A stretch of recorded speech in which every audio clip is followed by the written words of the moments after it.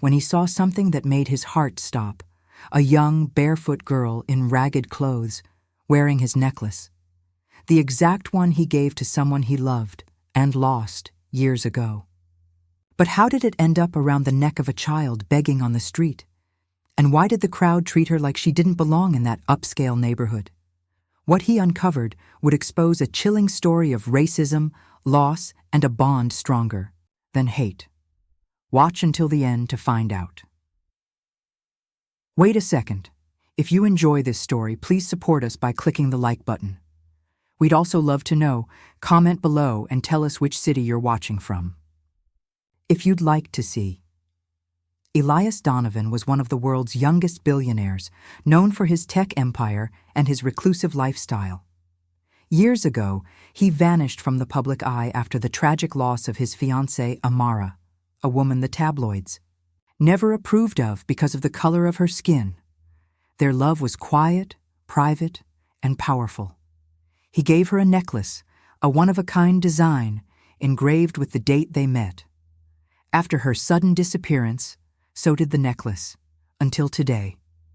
Elias was visiting a new development site in a high-end neighborhood when he saw her. A little girl, dark-skinned, dirty, barefoot, and wearing that exact necklace. She was being shoved aside by security guards, treated like trash in a place where her existence wasn't welcome. He froze. That necklace wasn't just rare, it was impossible to duplicate. Who was this girl? And what did she have to do with the woman he lost? Elias couldn't shake the image of the girl. He sent his driver away and followed her from a distance. She walked with a limp, clutching the oversized necklace as if it were the only thing in the world that belonged to her. Locals crossed the street to avoid her. One woman loudly accused her of stealing, yelling that people like her didn't belong here.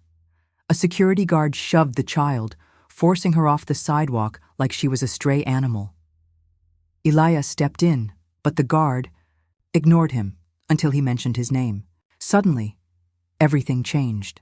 Apologies poured in, but Elias wasn't interested in forgiveness. He knelt and gently asked the girl her name. "Mara," she whispered. That name. It hit him like thunder. He asked where she got the necklace. She hesitated, then pointed to a photo taped to a tattered notebook. The picture was old, faded, but unmistakable. It was Amara, smiling, holding a newborn baby. His Amara. And the child. "Mama said you'd come back," the girl said quietly. Before he could react, a woman burst out of a nearby cafe, yanking Mara by the arm and accusing Elias of trying to abduct her niece. Passers-by stared. Some recorded, others shouted.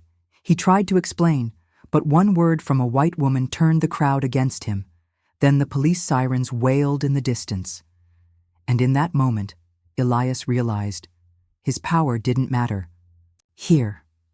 Elias raised his hands as the police rushed in, guns drawn, not at the woman who screamed false accusations, but at him. Shouts echoed. Someone yelled, "He was harassing the kid!" No one cared who he was. No one cared that he was unarmed. All they saw was a black man and a terrified child. Mara clung to his leg, crying, but even that didn't slow the officers. A knee hit his back, his face pressed to the pavement. The necklace clattered onto the ground. One officer picked it up, sneered, and tossed it aside like junk. Elias couldn't breathe, not from the pressure, but from the truth. In this moment, stripped of status, power, and control, he was just another black man to them, and suddenly, everything Amara tried to protect him from came crashing back.